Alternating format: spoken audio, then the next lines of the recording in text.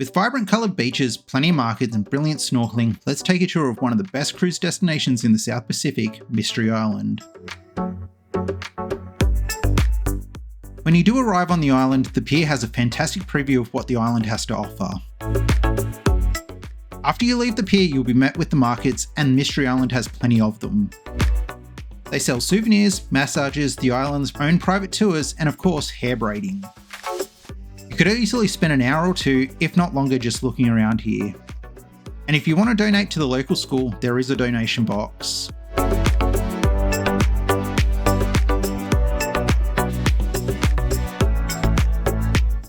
If you're after a souvenir picture, Mystery Island has two well-known locations. The first is the Cannibal Soup statue. This is closer to the donation box for the school. And the second souvenir picture is where you can frame the ship that you arrived on, which is closer to the pier, next to where you get your hair braided. Just to the left of the pier, and you'll find where they sell the lobster. On some days it can be in very short supply, as we found out on our last visit, as we were there for 2 days, and on both days they were sold out very early. They do have fish, and that fish was probably some of the best fish I have ever tasted, so do yourself a favour, and if you can, get some. Mystery Island is more than just markets. There's swimming, with the most popular locations being on the beach on either side of the pier.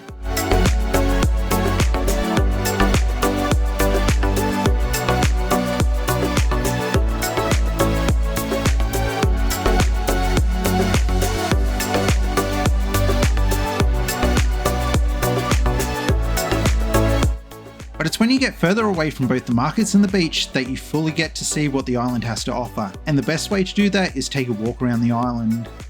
Mystery Island has a nice, easy, relatively flat walking track which takes you around the island and can be completed within an hour. But I would give yourself an hour and a half to 2 hours to fully absorb everything the walk has to offer.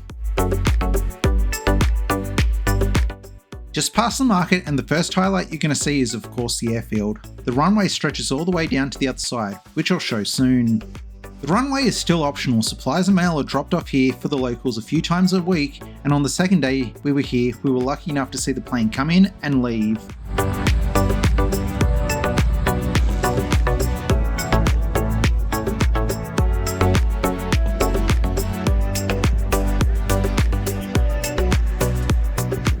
Just past the airfield and you'll find this hut. If you're after a fantastic snorkelling spot, head down to the beach and swim out and you'll find it here.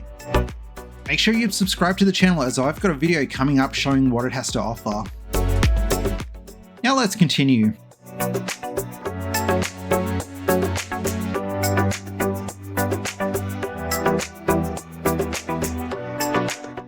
If you're needing to go, there are drop toilets all along the walk. Now we're on the other side of the runway. I didn't realise how long the runway was until I did the walk myself.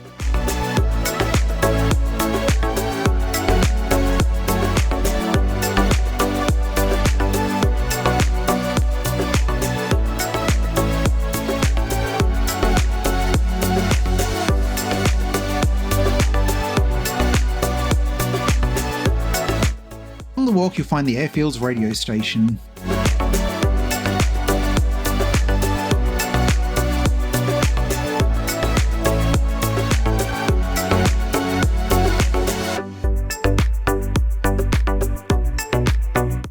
Mystery Island has its own Tiki Bar.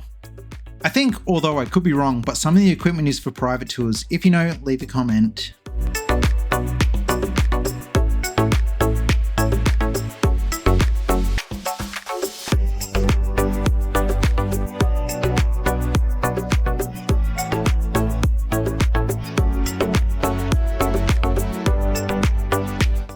We're now back on the markets, but at the other side. If you haven't walked around the island but rather cut through, this part only takes a few minutes. If you continue along the path, you'll see the rest of the island.